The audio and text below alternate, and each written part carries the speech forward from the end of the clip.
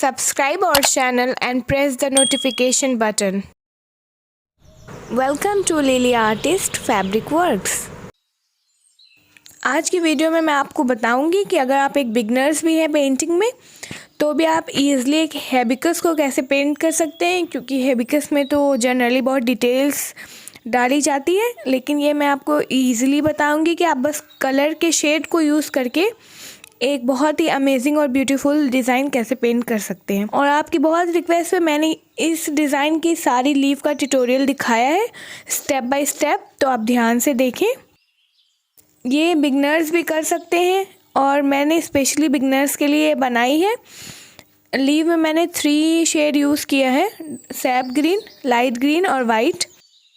इन तीनों कलर का यूज़ करके जब आप पेंट करेंगे तो ये सारे शेड मिल के एक साथ बहुत ही खूबसूरत दिखेंगे, जैसे कि आप वीडियो में देख रहे हैं।